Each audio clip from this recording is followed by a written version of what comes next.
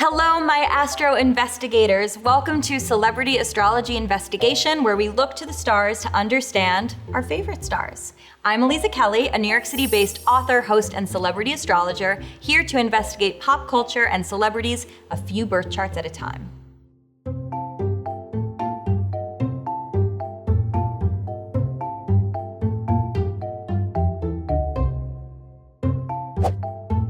Let's talk about the show Friends. This is the one where we do astrology. Have you ever been drinking coffee on an orange couch under your rent-controlled apartment with 5 of your closest friends, wondering why you're all so compatible? Me neither. Let's talk about the characters first, and then let's take a look at David Schwimmer and Jennifer Aniston's charts, because now they are both single AF. And if that doesn't central perk you up, I don't know what will. So I did a bit of a Wikipedia deep dive and stumbled upon some character birthdays. So I thought that it would be very important for us to go through these and see if they check out. Monica and Chandler are both Aries, and a little Aries on Aries never hurt anyone. Except it actually literally might, because Aries are both very intense warriors, and that quite literally could turn a relationship into a battlefield. So yeah. I think that Monica gives me a little more Virgo energy than Aries energy, but honestly, I can run with it. Chandler, could be an Aries.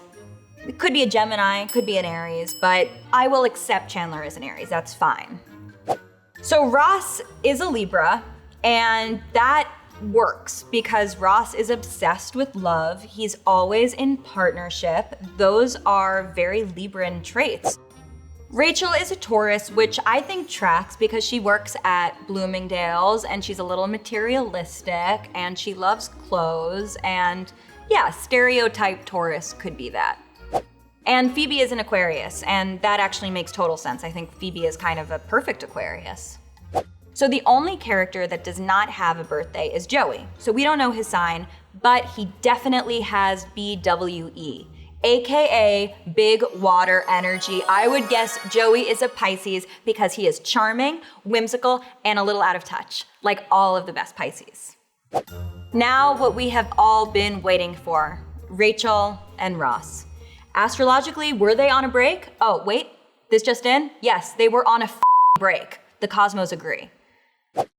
According to the literal canon, Ross was a Libra and Rachel was a Taurus. Both of these signs are governed by Venus, the planet of love and beauty, so I would totally believe this narrative.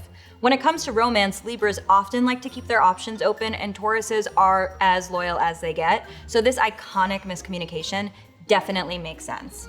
In conclusion, I could definitely see some of these being true, but in all honesty, it's pretty clear to me that there wasn't an astrologer consulted on set, though there always should be. Marta Kaufman, hit me up.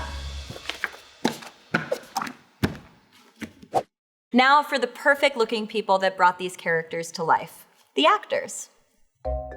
We all know that Jen Aniston, can we call her Jen? Lisa Kudrow and Courtney Cox are real life BFFs and always have been. Rumor is that they ate the same lunch together on set every day. It was some sort of like Cobb salad thing. But are they actually this close? Let's take a look. Jennifer Aniston, born February 11, 1969 at 10:22 p.m. in Los Angeles, California, is an Aquarius sun with a Sagittarius moon and a Libra rising.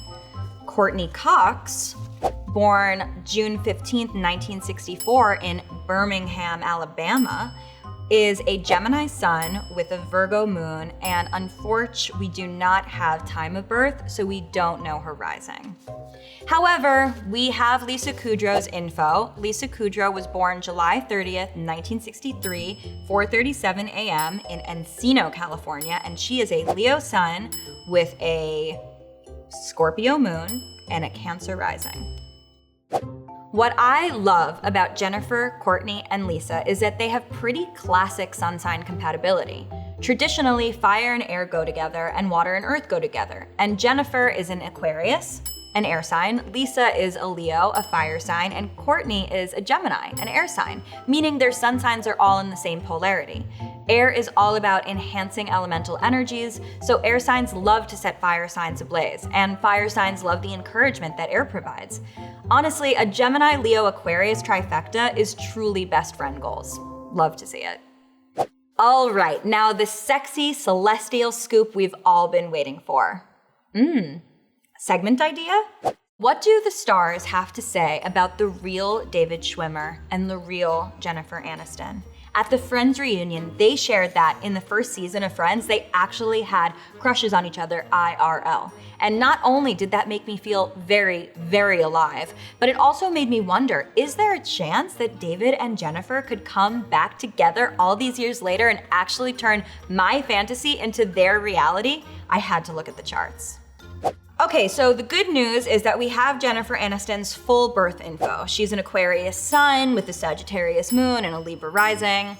The bad news is that we do not have David's full birth info. And because the moon changes signs the day he was born, November 2nd, 1966, we actually don't know if he's a Gemini moon or a Cancer moon. But we do know that he's a Scorpio, and we can work with that. So Scorpio activates Jennifer Aniston's first house of self. Her attraction to David was because they have a lot of similar qualities. Scorpio and Aquarius are both fixed signs, which means they're both deeply loyal, steadfast, and stubborn. And this probably explains why neither of them took the relationship to the next level in the 1990s, and unfortunately, why I think it's highly unlikely they'll end up sparking that flame today.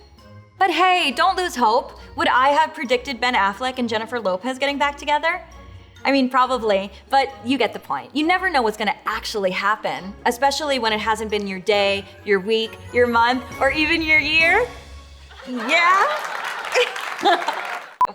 How you doing? Hey, how you? How you doing? How you doing? Help! Would it be weird if I say that I actually think that I relate to Ross? He's a paleontologist, I'm an astrologer, so yeah. We're both investigators.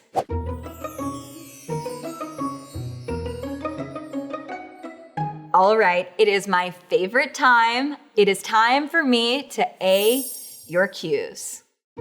If you don't have someone's full birth info, and by full birth info, I need date, time, and location of birth, you work with what you have. So in this case, we are looking at the compatibility between one David Schwimmer and one Jennifer Aniston. And I'm using Jennifer Aniston's chart primarily to see what we know about David and where that fits into her chart, because we do have that information. So you do what you can. But hopefully you have the full birth info, because astrology is so much more fun when you have it. So for those who are brand new to astrology, I encourage you to look at your sun, moon, and rising. This is a totally great place to start, and you can hang out here and consider the dimensionality of these three placements for as long as you need. Honestly, you could spend years just exploring what the sun, moon, and rising are, how they relate to each other, and become a very, very self-aware astrological being. And then you can get into the houses and the aspects and the rest of the planets, but honestly, it's a lot of information, so go at your own pace. There is a common wisdom in astrology that you will learn what you need to learn when you need to learn it. So don't rush. You are receiving the information that you need at the exact time you need to receive it.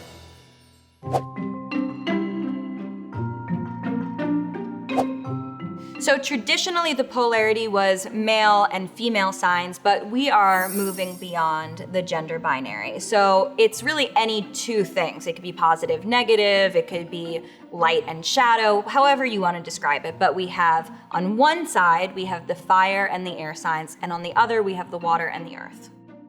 So I use the word activation when I see that someone's chart is getting lit up by another person's sign or a planet in the sky, and I see where that other person's sign or a planet in the sky is activating, aka illuminating an aspect, no pun intended. That's a really dorky astrology joke.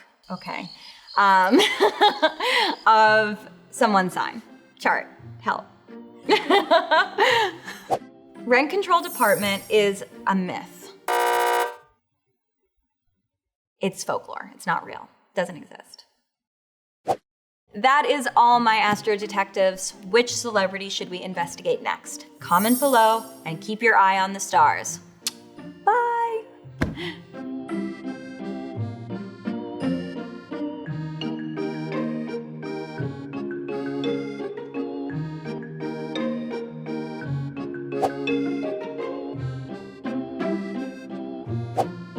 So, Aliza, I guess you met anybody on the Friends cast?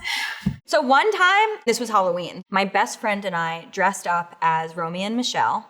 I was dressed up as Michelle, so I looked exactly like Lisa Kudrow. So this was a night of mystery and enchantment. And then the next thing we know, here comes Ross in a skeleton costume, but he didn't have his mask on, lunging.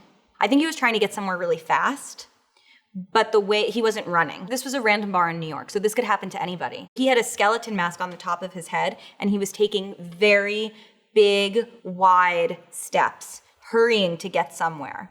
So yeah, the tea is that David Schwimmer has a very wide stride.